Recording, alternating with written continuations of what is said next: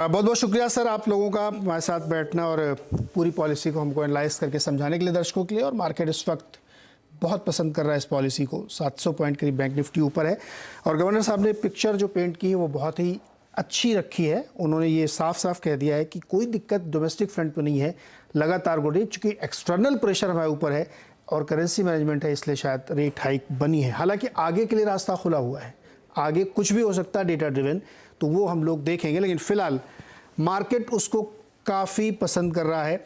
Nifty 150 point ऊपर है इस वक्त, बैंक निफ्टी 672 पॉइंट ऊपर है और सेंसेक्स 500 पॉइंट ऊपर है। शानदार मजबूती के साथ कामकाज करें। और रियल एस्टेट शेयर्स में भी रौनक लौटी है, लेकिन कुछ कुछ जगहों पे लोग ऊपरी स्तर पे प्रॉफिट भी बुक कर रहे हैं, तो ये भी एक यहाँ पे ध्यान रखने वाली बात है। लेकिन ओवरऑल इंडेक्स पे तो लोगों का काफ़ी बेहतरीन पैसा बन रहा है यहाँ पे, क्योंकि मार्केट ने इंस्टेंटली लिया है। यह हो सकता है कि बहुत ज़्यादा शॉर्ट पोजीशंस रही हो, उसकी वजह से ये शॉर्ट कवरिंग है।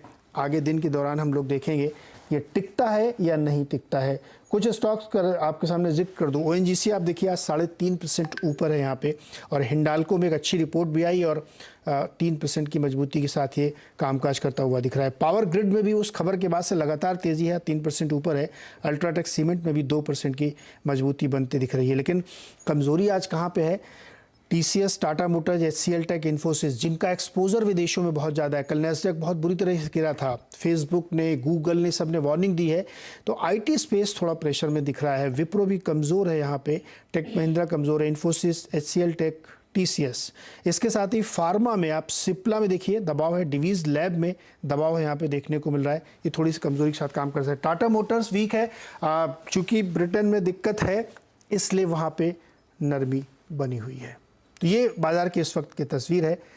क्रेडिट पॉलिसी आपके सामने। कुछ और जगह आपको बताऊं फ्यूचर्स मार्केट की स्थिति क्या चले। फ्यूचर्स में जो टॉप गेनर है वो आपका इंडिया सीमेंट है। आज 6.25% की मजबूती 262 रुपये पे है। लेकिन केनरा बैंक, संवर्धन मदरसन सुमी, जिसमें बोनस का ऐलान होना है, वो 4% ऊपर है। और इसके साथ ही ओएनजीसी भी टॉप गेनर्स में की लिस्ट में है, हिंडाल्को है। लेकिन सबसे ज़्यादा बैंकिंग और फाइनेंशियल शेयर्स में अच्छी तेजी देखने को मिल रही है। स्टेट बैंक ऑफ इंडिया के मैनेजिंग डायरेक्टर अश्विनी तिवारी जी हमारे साथ जुड़ चुके हैं। अश्विनी जी, बहुत बहुत स्वागत है आपका। पॉलिसी में जो कुछ भी कहा गया उस पर पहला रिएक्शन आपका क्या है? 0.5% रेपो रेट बढ़ा दिया गया है। नमस्कार। जो पॉलिसी है वो एक्सपेक्टेड लाइंस पर ही है। सभी लोग मार्केट में एक्सपेक्ट कर रहे थे कि रेट हाइक होगी, और केवल एक चर्चा का विषय था कि रेट हाइक 35 बेसिस पॉइंट होगी या 50 बेसिस पॉइंट होगी। तो 50 बेसिस पॉइंट मेरे हिसाब से बिल्कुल एक्सपेक्टेड लाइंस पर है। इसमें कोई भी सरप्राइज नहीं है किसी को। जी तिवारी जी, आप लोग रेट हाइक करेंगे इसके बाद? जी, हमारे बहुत सारा लोन का पोर्टफोलियो इस समय रेपो रेट से लिंक्ड है, जिसको एक्सटर्नल बेंचमार्क बोलते हैं। तो चूंकि ये रेट बढ़ा है तो हमें रेट हाइक करनी होगी उस पर्टिकुलर पोर्टफोलियो में जो कि इससे डायरेक्टली लिंक्ड है। और बाकी फिर एमसीएलआर से जितना लिंक्ड है वो भी आगे पीछे उसको भी बढ़ाना पड़ेगा। साथ में डिपॉजिट रेट भी बढ़े तो सिस्टम का रेट तो बढ़ेगा इसके रिएक्शन। रफली मान के चलें कि 0.5% लोन बढ़ जाएगा हर तरीके के पोर्टफोलियो में, लेकिन डिपॉजिट रेट में उस संदर्भ में या उतनी ही बढ़ोतरी नहीं होती है सर? नहीं, डिपॉजिट रेट में बढ़ोतरी हो रही है, और ये इस पर डिपेंड कर रहा है कि हम कौन से सेगमेंट को टैप करना चाहते हैं, 1 साल से 3 साल या 3 साल से ऊपर। तो आपने देखा होगा हर बैंक बढ़ा रहा है, लेकिन अलग अलग रेंज में बढ़ा रहा है। कोई 10 बेसिस पॉइंट बढ़ा रहा है, कोई 20 बेसिस पॉइंट बढ़ा रहा है।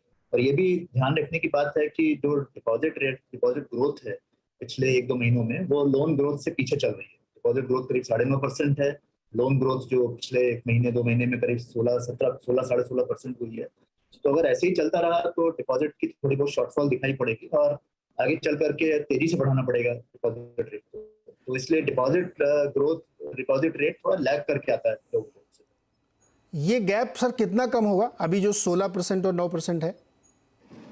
जी, 16-9% है, लेकिन बेस चूंकि एडवांसेस का लोअर है क्रेडिट का डिपॉजिट की बनिस्बत, तो इसलिए ओवरऑल हो सकता है कि थोड़ा बहुत एब्सोल्यूट लेवल में अभी भी सरप्लस हो। लेकिन अगर ये रेट एडवांसेस की और लोन ग्रोथ रेट कंटिन्यू करती है, ऐसे रहती है, तो डिपॉजिट में जो बढ़ोतरी होगी आप देखेंगे कि हो सकता है लोन के रेट से ज्यादा बढ़ जाए। क्योंकि अगर डिपॉजिट शॉर्ट पड़ेगा तो लोगों को दिक्कत आएगी, और बोरोइंग कॉस्ट जो है वो ऑलरेडी ज्यादा है। इसलिए 1.5 से बेर अगर लोन ग्रोथ सस्टेन करेगी तो डिपॉजिट रेट की भी ग्रोथ तेजी से होगी। तिवारी जी, उन्होंने बार बार कहा गवर्नर साहब ने कि लिक्विडिटी जो सिस्टम है उसको विड्रॉल का जो प्रोसेस है वो चलता रहेगा, क्योंकि उन्होंने अपने रुख में कोई परिवर्तन नहीं किया है, इसलिए इसको न्यूट्रल हम लोग नहीं मान सकते हैं। आप लोगों के सामने, चूंकि आप बार बार ही हम लोग चर्चा भी कर रहे हैं कि डिपॉजिट रेट बढ़ना तय है क्योंकि उसकी ग्रोथ कम आ रही है, इस वक्त की सिचुएशन में लिक्विडिटी की समस्या खड़ी हो रही है क्या कहीं कहीं पे क्रेडिट ग्रोथ देखते हुए? देखिए, लिक्विडिटी कम तो हुई है सिस्टम में, और गवर्नर साहब ने जो बताया वो पूरे सिस्टम लिक्विडिटी की बात कर रहे थे, जिसमें गवर्नमेंट के बैलेंसेस भी आते हैं, जिसमें रेपो की भी बैलेंसेस आते हैं, तो उसको देखते हुए पर्याप्त लग रही है, बट पहले से काफी कम हुई है। तो जो डे टू डे लिक्विडिटी जिसको बैंक देखते हैं उसमें डेफिनेटली कमी आई है। तो इसीलिए आप देख रहे हैं कि बैंक बल्क रेट डिपॉजिट भी बढ़ा रहे हैं और इसके अलावा अपनी ओवरऑल डिपॉजिट रेट भी बढ़ा रहे हैं। तो सारी बात इस पे डिपेंड करती है कि जो लोन ग्रोथ है वो कितना सस्टेन करती है। हमारी उम्मीद यही है और हम ऐसा देख रहे हैं कि लोन ग्रोथ सस्टेन करेगी, तो अगर करेगी तो डिपॉजिट रेट ग्रोथ का बढ़ना तय है। जी सर, एक सवाल और, चूंकि क्रेडिट ग्रोथ बहुत ही रोबस्ट है, कई सालों के ऊपरी स्तर पे चल रही है, लेकिन लगातार ब्याज दरें भी बढ़ रही हैं। मैं थोड़ा सा सेगमेंट वाइज समझना चाहता हूँ, अलग अलग करके उसको देखें, कॉरपोरेट और ख़ास तौर पे रिटेल में होम लोन वाली, कोई फ़र्क हाल फिलहाल के दिनों में देखने को मिला? क्योंकि ये जो 16% नंबर, ये हम हाई फ्रिक्वेंसी डेटा के हिसाब से बात कर रहे हैं, रिसेंटली कोई आपको चेंज दिखा है इसमें क्या? ये देखिए, अभी तक ये हो रहा था कि जो रिटेल लोन ग्रोथ है, जिसमें कि आपने हाउसिंग लोन की बात की या पर्सनल लोन की बात करी, तो ये तो पिछले 2 सालों में भी अच्छा ही चल रहा था और उसमें कोई कमी नहीं दिखाई पड़ी। रेट हाइक होने की वजह से ना तो हाउसिंग लोन के रेट में कोई कमी आई है ग्रोथ में, ना ही एक्सप्रेस क्रेडिट या पर्सनल लोन के रेट में कोई कमी आई है। तो personal loan, housing loan, gold loan, ये तो अभी भी इतनी तेजी से चल रहे हैं, जो कि 18 से 20% तक की ग्रोथ कर रहा है। और कॉर्पोरेट लोन ग्रोथ अभी तक कम चल रही थी, इनफैक्ट लास्ट ईयर तो नेगेटिव भी थी। इस समय करीब 10-10.5% पे कॉर्पोरेट लोन ग्रोथ है, जो कि अच्छी ग्रोथ है पिछले साल की बनस्पत। और अब आप जो 16% देख रहे हैं, इसमें ज्यादातर जो जिम्मा है, ज्यादातर जो हिस्सा है वो कॉर्पोरेट लोन ग्रोथ का ज्यादा है। जी, तो अश्विनी जी ने बताया कि कॉर्पोरेट ग्रोथ और जो रिटेल लोन ग्रोथ है दोनों रोबस्ट है और बहुत ही बेहतरीन प्रदर्शन यहाँ पे चल रहा है। एज ऑन डेट कोई दिक्कत नहीं है लिक्विडिटी, लेकिन आगे जाते हुए डिपॉजिट रेट बढ़ाने पड़ेंगे, क्योंकि कहीं ना कहीं अब थोड़ा सा ये महसूस हो रहा है कि क्रेडिट ग्रोथ के सामने डिपॉजिट ग्रोथ उतनी नहीं है, जो कि अभी 9 और 16 के बीच में, तो ये डिफरेंस थोड़ा सा कम होगा।